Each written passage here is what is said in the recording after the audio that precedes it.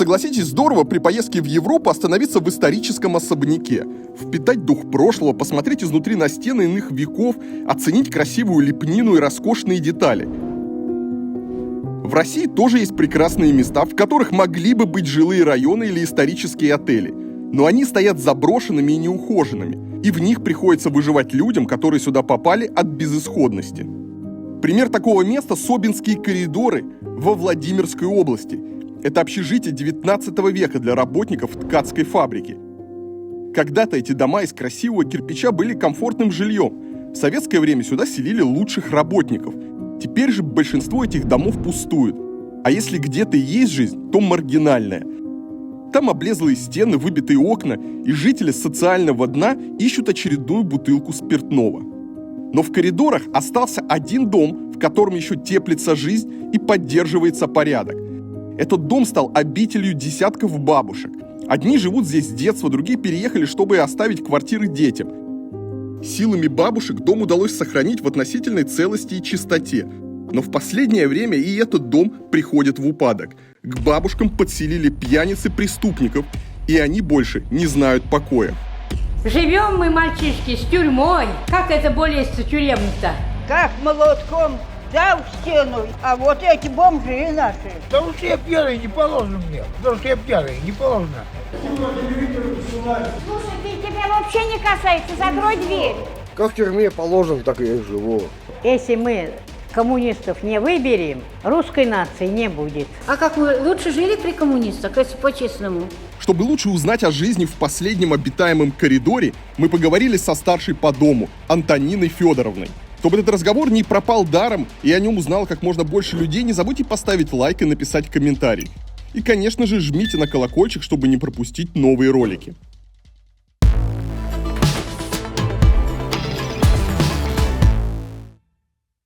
Москва Антонина Федоровна, 41-го года рождения. Мне в этом году будет 80 лет, 15 октября. А сюда я как попала. Дети выросли, поженились, стала квартира небольшая, 42 квадратных метра общей площади. 2 деток там, где жить. Пошла в администрацию, мне дали вот эту каморочку. Жили дружно, алкашей не было.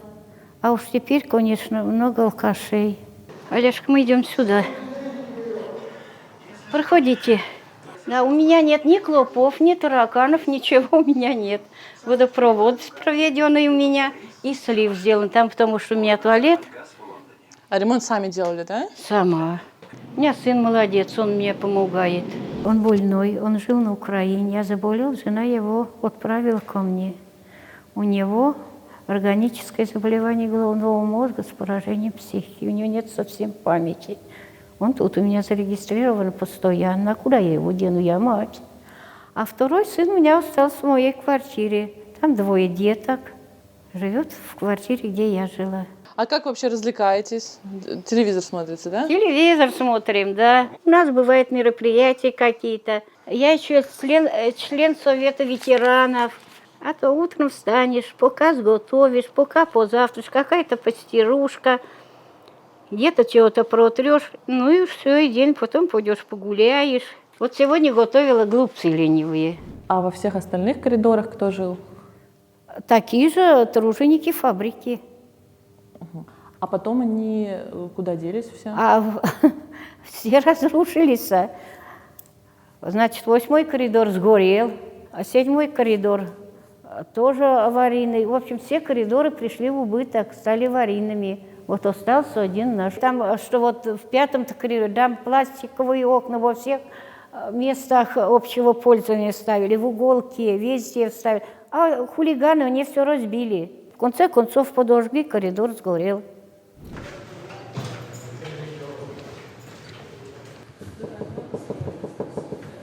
Петровна, ты уже легла? Открой кухню, пожалуйста. Посмотрите, какие кухни. Кухни чистые, опрятные. Плиты, конечно, нам бы надо сменить. Плиты плохие, старые, которые тебя вообще износили. Паш, ты чего кричишь? Ничего, я... Ты чего кричишь? Ничего. Чего тебе не так? Ничего не случилось. Ничего не случилось. Ты чего кричишь? А тут кто у нас? Выходные имеют право. Слушай, ты тебя вообще не касается, закрой дверь. Ну все. Закрой дверь. Ты чего? Видите, какие жители живут. Но не все. Этот дед, правда, пришел, у него дом сгорел. Свет, там никого нету? Нет, никого. Свет, ну как вот скажи, как нам живется тут? Нормально? Нормально, а что здесь нормального-то? А что ненормально, скажи? Тараканы плавкают здесь вообще. Ну это уже от нас зависит. Это нет, этого они здесь уже прижились вообще. Нет, ну если мы будем морить, вот у меня нет ни тараканов. Нет, и у меня тоже, потому что я Надо морить. постоянно с баллончиком. Все. Вот до этого, если не будешь следить, и у нас будет. Свет, а как у нас нет условий? Ну, какие условия? Ну, Таня Федоровна, ну да, кто тут, допустим, я привела к этому воду, все проведено вот это, а вот так-то вообще какие тут условия? Ты чего это делаешь? Ты чего делаешь? Это что такое? Это что такое? Чтоб больше я этого не видела, понял? Больше у меня не езди по коридору, понял? Да. Это что это такое? В XIX веке Собинские коридоры были, по сути, центром города Собинка. Большинство его жителей работало на ткацкой фабрике и жило именно в коридорах. Дома строились весьма добротно. Первый коридор попытались снести еще в 1968 году прошлого века. Правда, как вспоминают местные краеведы, пострадало только деревянное нутро здания, а крепкие стены остались на месте. В упадок коридоры пришли в начале 90-х, когда закрылась фабрика. Часть жильцов к тому времени успела разъехаться по более комфортному жилью, а другая часть оказалась брошена на произвол. В 1996 году здание признали памятниками регионального значения, но денег на реставрацию это не принесло. Зато процедура ремонта из-за статуса памятника стала значительно сложнее, а что самое главное, дороже. А отменить приказ не получалось. Специалист признал коридоры предвестником конструктивизма. Дома фактически остались без ремонта, а расселять их начали в 2009 году. При этом не все коридоры были признаны аварийными. Тот коридор, в котором живет Антонина Федоровна, не только не стали расселять, но и сделали маневренным фондом, то есть сюда стали подселять жильцов из других более ветхих коридоров. Так, зимой 2021 года в этот коридор попали их соседи, которых бабушки называют тюрьмой и алкашами. Их дом сгорел, и их переселили к бабушкам, хотя и отвели отдельное крыло здания. Правда, подъезд у них все равно общий. К тому же пожилым женщинам все-таки пришлось остаться на одной территории с новыми жильцами. А когда началось вот это все? Когда стали приватизировать комнаты, когда эти комнаты стали продавать. Кому продавали? Вот, например, семья живет, муж там или брат пьет, ему раз купили и сюда, чтобы избавиться от него. И стало вот так, поэтому хуже жить, намного хуже стало жить. В конце 90-х годов приватизацию стали делать. Не надо было разрешать, конечно, в этом доме делать приватизацию. И было бы все в порядке. И вот, получается, до 90-х здесь жили только бабушки, потом начали продавать? Да. Очень хорошо, дочка, мы живем. Я здесь 91-го года. Бывало, придем в угол, как вечер, телевизор работает, мы все сидим на новеньких стульчиках. Сидим и разговариваем. А теперь нам даже не дают и деньги там получать. Деньги получаем на моей кухне. Пошлите дальше. Вот смотри, дочка, иди сюда. Вот так. Это у нас запасной ход. При пожаре туда люди пойдут. А знаешь, сколько мы нервов пороли? 1,5 года ходили в Белый дом, чтобы только нам здесь сделали ход. А хода не было? Да что вы, кто нас понимает? Пошлите дальше. Ира, иди к Эрне, бери ключ. Вот идите сюда, молодые люди. Мужчины и женщины в этом туалете. Идите сюда. О, какой то не работает. Вот наш туалет. Вот сижу я, и мужики идут. Он расстегается, садится. Я ему говорю, ты чего? А тебе надо, и мне надо, и садится. Вот так мы живем. Мне 84-й год. Нас ни во что не считают. Ни старший, ни Белый дом. Живем мы, мальчишки, с тюрьмой. А тюрьма-то вся, Райка, как это более тюремно-то? Рая, пошлите. А у нее у нас туберкулез. Я вам сейчас покажу. Пошлите, мы вам покажем. Туалет забитый, и все льется на нас. Вот у нас, смотрите, разбили. И никому не надо. Уж не только деревяшку поставить. Стекло-то не хотят. Идите сюда, фотографируйте. Я здесь проживаю 50 лет в этой коммуналке, как папа Карло. Вот это окошко видите? Вот это. Это называется итальянский балкон. Все срезали, ничего нету.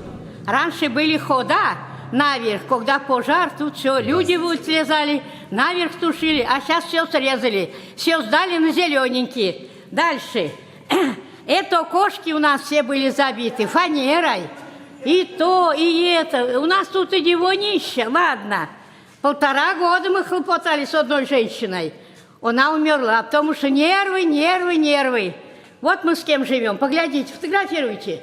Одна тюрьма, дочка, а у нее все заразны, а мы с ними живем. Вот и чего старухи дожили. А мы в фабрике работали, стаж выработали. Вот смотрите, чего у нас тюрьма-то делает. Одну печку украли, другую, третью. Так? И эти конфорки воруют. Вы понимаете? За нас некому заступиться. Мы в милицию ходим. Ой, никому мы не нужны. Они только нам говорят, у нас нет полномочий с ним бороться. Да никто не хочет. А переселить вас не должны отсюда? А? Переселить не должны? А это мэрия. Она сказала, я тебе кину 300 тысяч, уходи отсюда. Я говорю, нет, ты им не давал каморку-то. Я в фабрике выработал, мне директор давал. Сергея. Вы знаете, как мэрию-то выбирали 2-й раз? По 100 рублей на каждую каморку, только бы за нее подписались. А вы за кого голосовали? А я за коммунистов. Я ей говорю, да, сама думаю, вот тебе, я за коммунистов. Стоит отметить, что многие бабушки оказались в коридорах по своей воле. Они отдали свое жилье детям или внукам, предпочтя уйти в эти каморки. Некоторые из них даже не хотят покидать коридоры. По их словам, когда-то комнаты здесь давали лишь лучшим работникам, а жить тут – это гордость.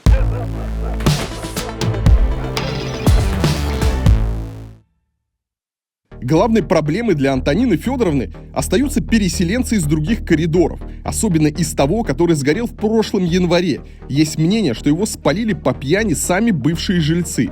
Еще одна проблема – это подростки, для которых заброшенные дома вокруг стали игровой площадкой. Расскажите, пожалуйста, еще про другие коридоры. Вот один сгорел. Он почему сгорел? А Бог знает, почему он сгорел. Сказали, что там вот пьяницы пили и подожгли. Сброд весь. То есть сами жильцы и спалили? Сами жильцы. Вот когда я выгоняла, это 5 мальчишек пришли. И все с зажигалками. Как вы думаете, поджигали подоконники. Так я за ними бегала, как девочка молоденькая. А вот окна побитые, это кто бьет? Кто? Вот больше пьют вот эти пацанята, подростки. Подростки заруют. А ведь их не тронешь и не тругаешь. Шумят, кричат, безобразничают, ссорят. Мол, стучат по дверям. Это молодые пацаны, а взрослые мужики? И ночью вот взрослые ходят и стучат, просят есть, дайте им поесть, хлеба дайте, денег просят у бабушек.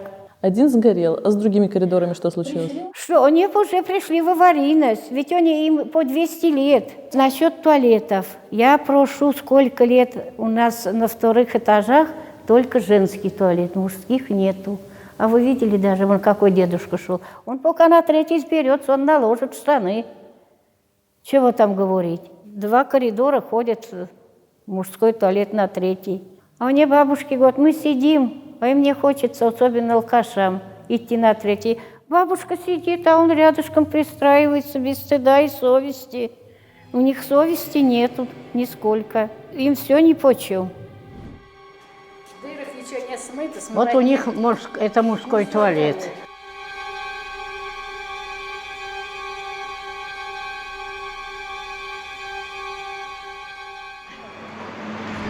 Решать проблемы Антонина Федоровна ходит в местную администрацию, где ей зачастую помогают или обещают помочь. Здравствуйте. Насчет мужских туалетов. Ведь мужиков сейчас у нас сколько? А мужские только на 3-м этаже. Я несколько раз уже просила и прошу. Надо сделать мужские туалеты на 2 этаже. Ну, тогда давайте рассмотрим этот вопрос. Это как его? Я уже писала и заявление писала, и с управляющим. Говорю, есть место, где сделать. В том же туалете. Ну, давайте вместе дойдем с теплым домом и посмотрим, где что сделать, и какой сделан. Давайте. Но все равно будет рассматриваться вопрос признания вашего дома аварийным. Это Но в любом покуда случае он будет. не аварийный, что нам требовать? На 22 год планируется сделать комиссию, рассмотреть данный вопрос. Ну, жить у нас признании его нормально, жить у нас можно. Даже вот особенно наша Но сторона. уже 125 лет дому, поэтому в любом случае там деревянные перекрытия. У нас не деревянное перекрытие. Нет, у вас и также деревянные есть. Есть у вас своды, которые это бетонные, а есть деревянные перекрытия межэтажные. Частично есть у вас там это такое. На другую половину коридоров не хотите? Там кухня получше. А зачем мне туда? У меня моя собственность. Я не пойду никуда. Они всеми ночами сидят вот тут за столом. Мы что, скотина? А? Они печки не чистят, полы не моют, а все делаем мы, старухи. Почему это мы у них служим, у тюрьме, а? Ты бьют нас? Бьют. А вот этот вот сосед, который дверь у нас разбита, он сколько раз говорил, 5-й спалили и вас сожгем. Скажи, Тоня, мы писали, мы все подписывались, и Тоня старше подписывала, что уносили в Белый дом, и никаких. А он говорит, а мы вам устроим. Так мы... Собственность, мы его никуда не можем деть. Мы хлопотали, везде просим, уберите его, уберите, ради Бога. Поглядите, вы видели, что делает? Правильно, он не спит. Он ночью приводит и женщин, и вот таких подростков, чего не делает. Он вот ночью, а вообще все пускает. А потом, у нас зимой каморки доходят до 3000, а у нас в коридоре вот сколько не платят. А почему нас дорого берут? А мы за них оплачиваем. Они раскидывают долги на нас. У нас, знаешь, сколько каморок? Ни за воду, ни за свет, ни за газ. А всем пользуются. А скажи, он тебе рожу разобьет. Пойдем, и каморку покажу. Пошлите. Вот это моя комната, вот я здесь убиваются. А здесь выбито, как молотком дал в стену, я испугалась, я думаю, меня сейчас в харю дадут. А вот эти бомжи наши, алкоголики-то, вот я здесь живу в этой кибаре. Все у меня вот тут. Вот так, все, вот я здесь и крутаю. И трясемся, и дрожим каждую ночь, каждый день. Как еще только терпим. Двери ведь ломают, двери. Одну сломали дверь, другу поставила. Да сейчас условия-то лучше, чем были. У нас Идите, в комнатах вода, идите. а раньше была вода-то? Не Идите, была. проходите в мою каморку, идите. Удивительно, но не имея нормальных туалетов и горячей воды, бабушки платят огромные суммы за коммунальные услуги. 26-80 квадратный метр. Очень дорого. Мы много платим за каморочки. Даже больше 5000 зимой платила. Но у меня большая площадь, у меня 26 метров. И вообще много платят. У нас еще сдают комнаты в коммерческий найм. У нас небольшие комнаты, где-то в пределах 12-13, вот такие комнатки. У нас небольшие комнаты. Квартплата плюс вот эта аренда по 90 с чем-то рублей за метр. Это тоже очень дорого. И даже уборщицу мы сами нанимаем. И вообще у нас вахтеры еще есть, ночные только. И тоже мы содержим их сами. Это все вот содержание вахтеров, содержание уборщиц, все входит в квартплату у нас. Вот тут надо бы нам еще одного днем. Вот тогда вот получше будет. Будут гонять. И писать вон там вот ставится, им безразлично. Все сделать. Ну чего? Ну, молодежь бывает, вот все отбили. Было как хорошо, все отбили. Все Да, эти. это вот подростки. Да. Все было обделано, все. Это кошмар какой-то, что они вытворяют. Начнут в футбол тут играть. Да, потому что днем никого нету. Уборщица у нас убирается очень хорошо. Моет лестницы, унитазы, раковины, протирает перила. Полы, конечно, не моет она, но подметает. Я один раз сказала одному, тут сел курить, а он это, Я говорю, вы чего? А он мне как даст под жопу ногу и пошел. Мы вызвали милицию, а они говорят, а вы врете. Мы уж и милиции надоели, сынок. Мы все жалуемся, жалуемся. Как мы устали с ними так жить, как устали, да, Ира? Да. Вы знаете, полиция плохо работает, очень плохо. Во-первых, никак не дозвонишься, пока не через 112. 112, ну и что, приедут, посмотрят, заберут его, через 2 часа выпускают.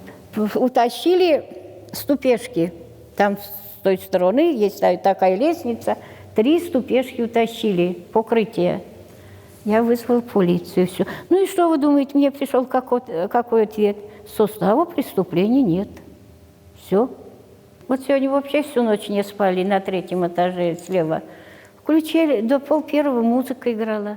Тоже состава преступления нет. Увезут, подержат их там 2 часа и назад отпускают. И хоть бы один прошел и заступился, никто, как будто так положено. А вот вы рассказывали, что в остальных коридорах тоже там жили какие-то непотребные люди. Они там как оказались? Или это и были вот эти... Оставались после родителей, так они и жили тут. А потом из тюрьмы приходят, куда их?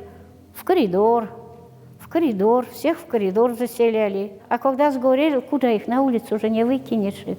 Паша, опять включил музон свой? Имеет право. Имеешь. Ну, все. Давай твою комнату снимем. Пожалуйста. Почему меня полицию вызывать? Праздник есть праздник. Пожалуйста, пожалуйста. Ну, праздник того времени надо музыку-то включать. Вот как я живу. Пожалуйста, сходи.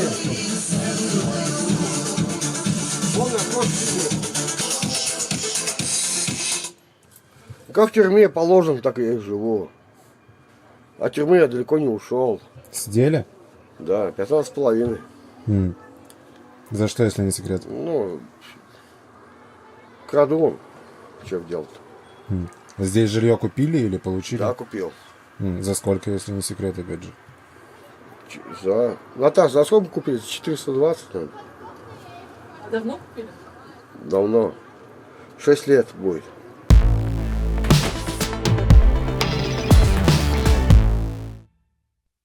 Мнения о том, кто виноват в тяжелом положении коридоров, среди бабушек расходятся. Одни винят местную власть и надеются на коммунистов. Другие уверены, что чиновники и так помогают коридорам, как могут. А жить-то так можно.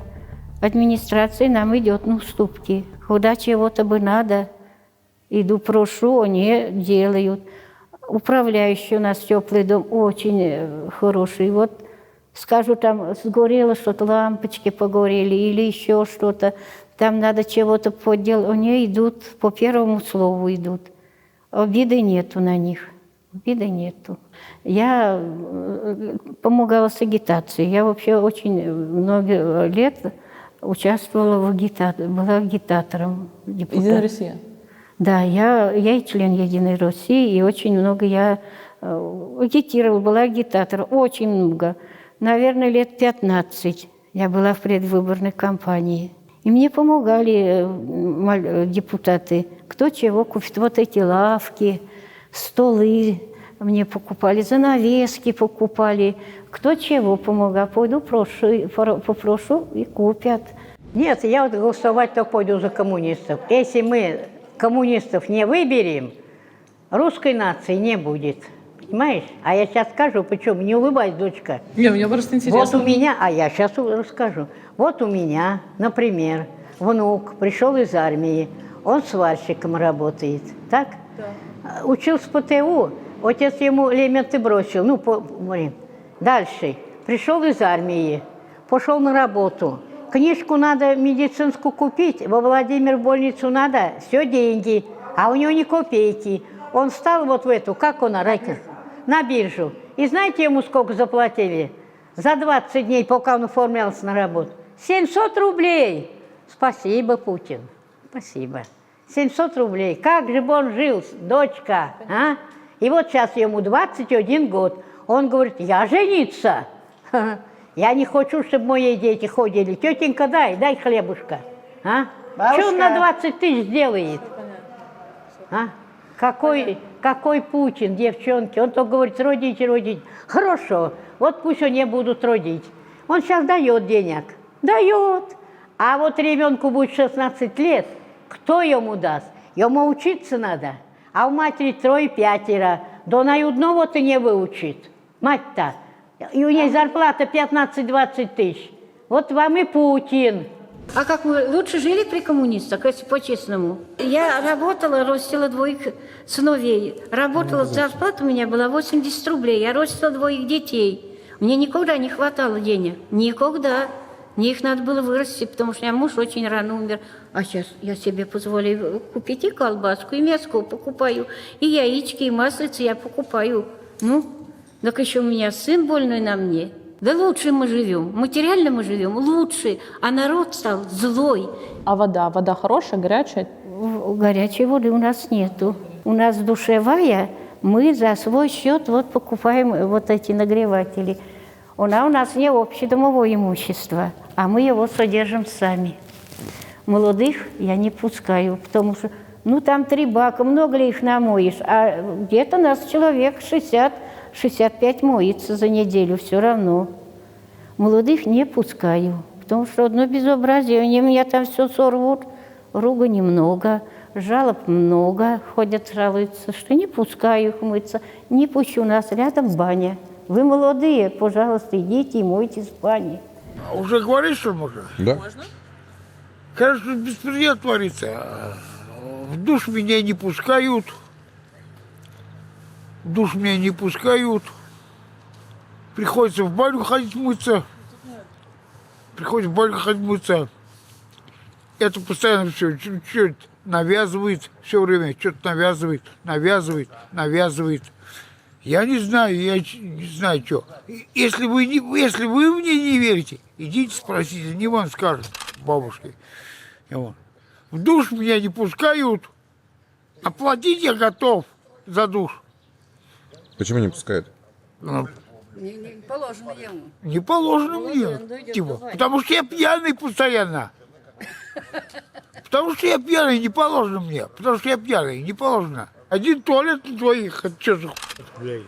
Пока нет никого. Приходится идти на 2-й этаж. Как есть что-то, приходится на 3-й этаж. А это что за хуй это?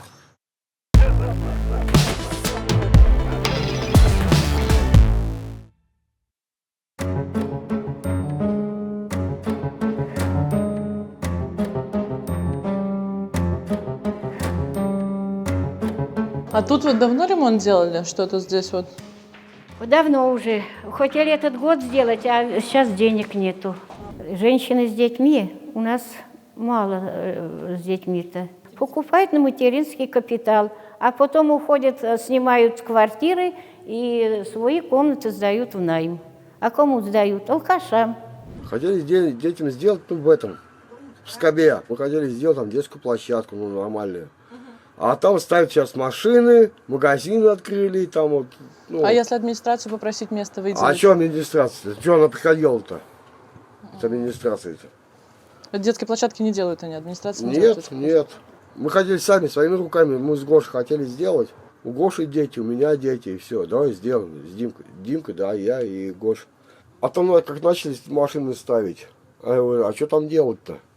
Там и музыка, а если попросить в другом месте машины парковать? А кого попросишь-то? Ну вот владельцев машин. А кто такие владельцы-то? Они стоят уже 2 года. Это брошенные машины? Наверное, не знаю. Много ли у нас детей-то? У нас в коридоре детей-то какая площадка? Там нет. А у нас есть недалеко детская площадка. Это не наши дети сюда ходят. У нас детей-то нету. А зачем на Чайковскую ходить, если можно? Ну детей-то у нас сколько человек?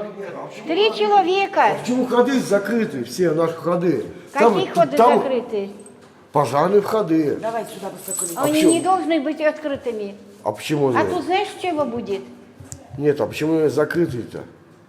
А почему не должны быть открыты? У тебя ключи вообще есть? А как же? От входа. Ключи на вахте есть, и у меня. У тебя лестницы воруют. Да я не буду ночью стеречь. Ты что, хочешь, чтобы я ночью стерегла? Я не сторож. А кто слышал, кто видел, чего? Вот никто не слышал. Вот, видишь. А я не буду Нет, стереть. а почему-то вахтер сидит? И вахтеру не слышно. Ну, и не видно, не слышно. И не видно, а как же и их не- вынесли-то? Вот не знаю, А что вынесли? Актер сидит с 6 вечера. Лесенки. Вот как вы сейчас вот поднимались по лестнице? Чугунные, они чугунные. Я вызывала полицию, они сказали, состава преступления нет. А это же памятник архитектурного Да. значения, правильно? Они признаны были в 1996 году постановлением губернатора Владимирской области о признании их как бы памятниками градостроительства и архитектуры Владимирской области из местного значения. То есть они являются памятниками. Поэтому как бы их мы сейчас не можем не снести во время переселения, так как они признаны хотя аварийные. И они именно должны подлежать именно реконструкции. Назначали комиссию, пробовали, приглашали специалистов в 2017 году вообще из Перми, которые проводили экспертизу. Но, к сожалению, экспертиза нам не дала такого заключения, чтобы их вывести из памятников архитектуры. И поэтому мы не можем их не снести, ничего. Как мы видим, последний жилой коридор не бросают. Но того, что делает администрация для поддержания дома в порядке, недостаточно. А сил у бабушек остается все меньше. То, что людям приходится выживать в таких условиях в 21 веке всего в 160 километров от Москвы, просто позор. Надеюсь, власти обратят внимание на этот дом, и бабушки смогут провести старость в комфортных условиях. Так, мечта есть у вас? Мечта?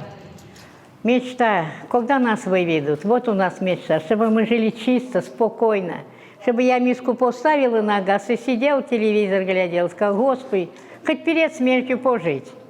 А нам он только, мэрия-то, идите к детям. А что это он на нас детям толкает? А мы никому не нужны, а я и не пойду. А? Я сама была молодая и хотела с мужем пожить, без матери, одна. Чего я мечтаю? Чтобы у нас всю пьянь вывели. И вообще я прошу, всегда прошу, разделите наш коридор. Сделайте глухую стену, там есть дверь, ее можно открыть. Хороших бабушек, стареньких, переселите в одну половину. А пьяни эту пускай идут все и живут как хотят. Все равно им ничего не надо, понимаете, им ничего не надо. Им только выпить и валяться, больше им ничего не... И бабушек как бы вот ограбить. Был один случай, был. Она сейчас уже помешалась даже на этой почве. Они приносили ей, скупалась она у них. И как-то пришли они, она их запустила в комнату, при них вынула денежки, там купила, они ушли. А ночью они к ней пришли, постучались. Она им открыла, и они сразу полезли туда, где у нее деньги. Полиция сделала что-нибудь? Да, они сидят. А как поживает бабушка, которую ограбили? Она помешалась. Друзья, социальные ролики не слишком популярны на Ютубе. Чтобы помочь мне поднять эту проблему, не забудьте поставить лайк и написать комментарий.